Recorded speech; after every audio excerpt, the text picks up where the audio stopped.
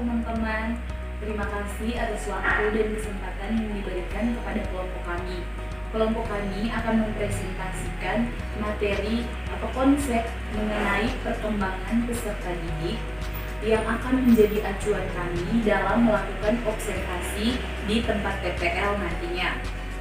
Baik, kesempatan dan waktu selanjutnya saya berikan kepada teman kelompok saya untuk boleh mempresentasikan hasil diskusi kami. Selamat siang Ibu dosen, selamat siang teman-teman, salam sejahtera untuk kita semua. Perkenalkan, nama saya Marita Safitri. Di sini saya bersama teman-teman saya akan menjelaskan tentang profiling peserta didik. Profiling peserta didik sendiri sangat bermanfaat bagi kita sebagai seorang pendidik untuk mengelola kelas dan membantu memberikan pengajaran yang lebih baik kepada peserta didik kita. Adapun aspek-aspek yang perlu kita perhatikan dalam membuat profil peserta didik, yang pertama adalah teknik. Pada suatu sekolah, pada suatu kelas, tentu saja ada peserta didik yang berasal dari etnik yang beragam. Bisa berasal dari etnik Jawa, Bugis, kemudian Madura, etnik Bali, dan masih banyak yang lainnya. Keragaman etnik di dalam kelas tentu perlu kita perhatikan agar proses pembelajaran yang kita berikan kepada peserta didik sesuai dengan kebutuhannya. Aspek yang kedua adalah kultural. Peserta didik sebagai anggota masyarakat memiliki budaya. Budaya di sini sangatlah beragam, mulai dari kepercayaan, kesenian, kebiasaan, dan adat istiadat. Dengan adanya keberagaman ini, guru dapat menerapkan pembelajaran multikultural sehingga mengajarkan kepada peserta didik untuk menerima keragaman budaya yang ada di dalam kelasnya. Gaya belajar adalah cara yang digunakan setiap individu untuk menyerap informasi dengan mudah. Terdapat 4 gaya belajar. Yang pertama adalah gaya belajar visual. Gaya belajar visual adalah gaya belajar dengan cara melihat sehingga mata memegang peranan penting. Gaya belajar visual dilakukan seseorang untuk memperoleh informasi seperti melihat gambar, diagram, peta, poster, dan grafik. Contoh belajar visual. Yang pertama adalah belajar lewat video pembelajaran yang dibuat kreatif dan menarik.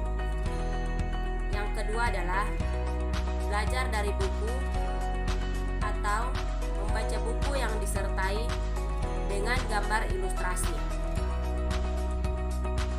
Lebih suka membuat catatan untuk menulis kembali apa yang disampaikan oleh guru, dosen, ataupun teman pada saat mempresentasikan.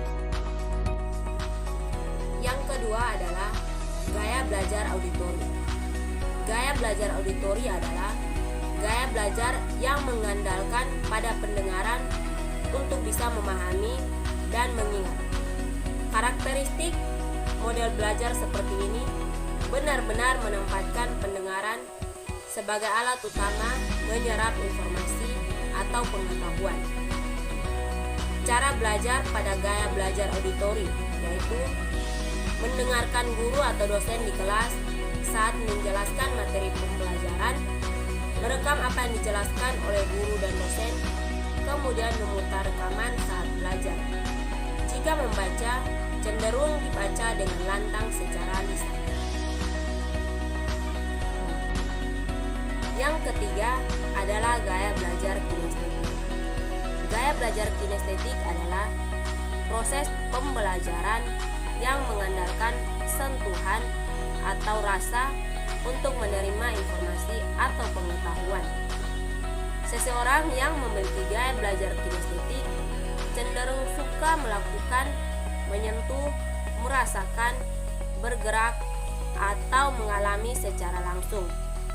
Ciri-ciri gaya belajar kinestetik yang perlu dipahami: suka menyentuh segala sesuatu yang dijumpainya, sulit untuk berdiam diri, suka mengerjakan segala sesuatu dengan menggunakan tangan, biasanya memiliki koordinasi tubuh yang baik, suka menggunakan objek yang nyata sebagai alat bantu dalam belajar. Yang keempat adalah gaya belajar membaca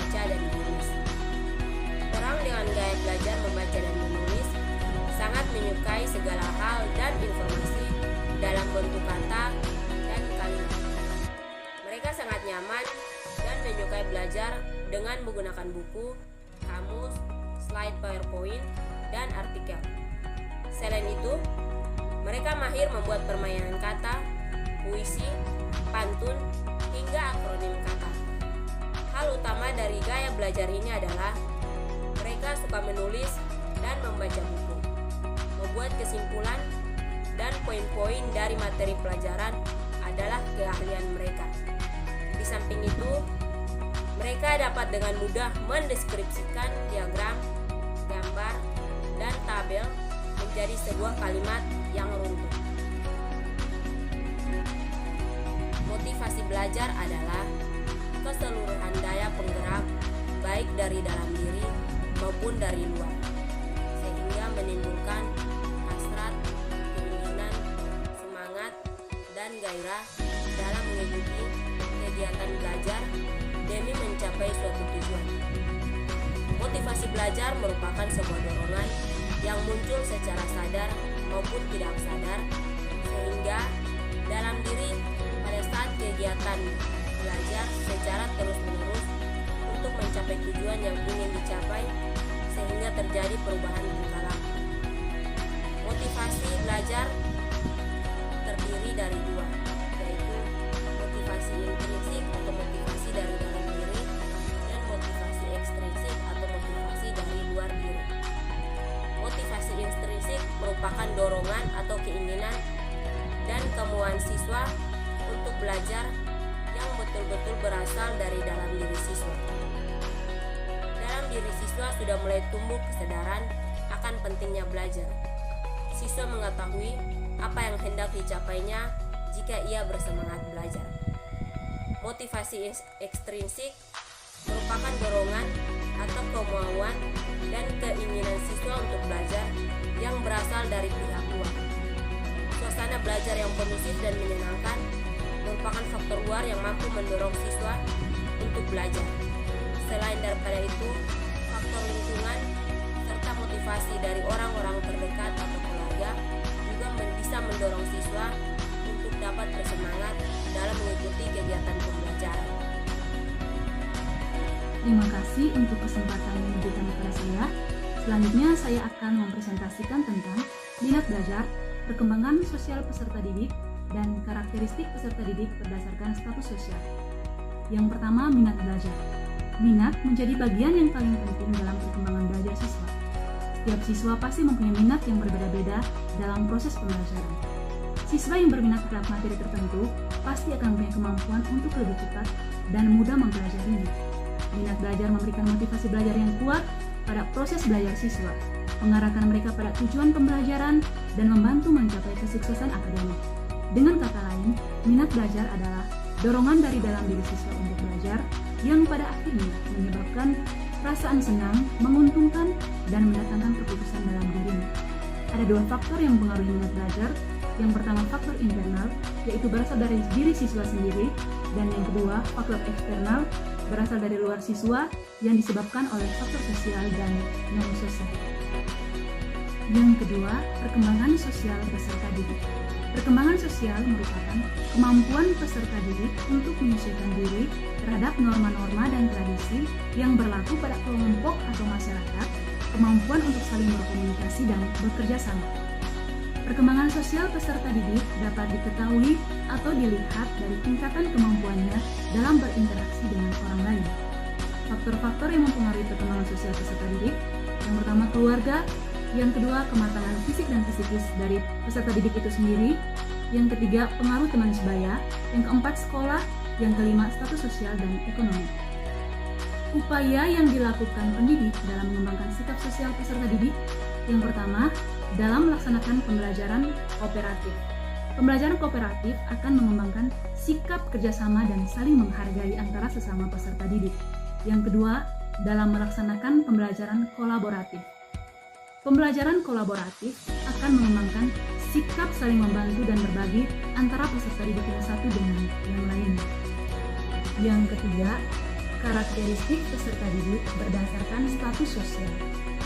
Seperti yang kita ketahui bahwa manusia Manusia diciptakan Tuhan dengan diberi anugerah berupa pekerjaan, kesehatan, kekayaan, kedudukan, dan penghasilan yang berbeda-beda. Kondisi seperti ini melatar belakangi peserta didik yang ada pada suatu kelas. Dalam suatu kelas, biasanya peserta didik berasal dari status sosial ekonomi yang berbeda-beda. Ada yang berasal dari keluarga yang ekonomi mampu, kurang mampu, dan cukup mampu. Peserta didik dengan bervariasi status ekonomi dan sosialnya menyatu untuk saling berinteraksi dalam proses pembelajaran. Namun terkadang, status sosial ekonomi menjadi penghambat peserta didik dalam proses pembelajaran. Dalam hal ini, pendidik dituntut untuk mampu bertindak adil dan tidak diskriminatif. Artinya, pendidik jangan sampai membedakan antara peserta didik yang satu dengan yang lainnya. Selanjutnya, saya akan mempresentasikan mengenai perkembangan moral peserta didik dan perkembangan motorik. Jadi, dalam kehidupan bermasyarakat, termasuk masyarakat di lingkungan sekolah, pasti mengenal moralitas. Bahkan moralitas itu dijadikan sumber atau acuan untuk menilai suatu tindakan atau perilaku seseorang. Karena moralitas memiliki kriteria nilai-nilai yang berimplikasi pada takaran kualitatif seperti baik buruknya seseorang, salah benarnya seseorang, pantas atau tidaknya perbuatannya, wajar atau tidak, layak atau tidak, dan sejenis lainnya. Moralitas dalam diri peserta didik dapat meningkatkan yang paling rendah menuju ke tingkat yang lebih tinggi seiring dengan kedewasaannya atau bertambah usianya. Jadi di sini ketika melakukan observasi, kami akan melihat bagaimana perkembangan moral peserta didik yang bisa mempengaruhi proses belajar di dalam kelas atau bisa meningkatkan motivasi belajarnya. Kemudian yang kedua, yang berikut, perkembangan motorik. Jadi perkembangan motorik merupakan proses yang sejalan dengan bertambahnya usia secara bertahap dan berkesinambungan, di mana gerakan individu meningkat dari keadaan yang sederhana, tidak terorganisir dan tidak terampil ke arah penguasaan keterampilan motorik yang lebih kompleks dan terorganisir dengan baik.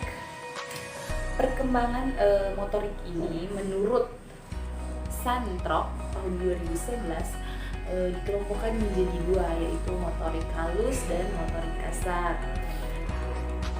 Jadi pada saat observasi yang akan kami lakukan nantinya di ruangan kelas di tempat PPL, kami juga akan melihat bagaimana perkembangan motorik peserta didik pada usia remaja, karena kami mendapat PPL di SMA mengobservasi peserta didik pada usia remaja.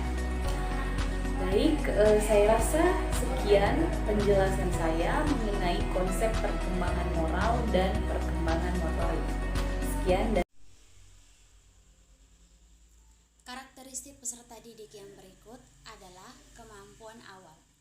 Kemampuan awal merupakan pengetahuan dan keterampilan yang telah dimiliki oleh peserta didik terlebih dahulu. Oleh karena itu, guru harus mengetahui kemampuan awal yang telah dimiliki oleh peserta didik, sehingga guru dapat menetapkan dari mana pembelajaran akan dimulai. Cara untuk mengetahui kemampuan awal dari peserta didik dapat dilakukan oleh guru dengan cara melakukan tes awal atau dengan cara wawancara.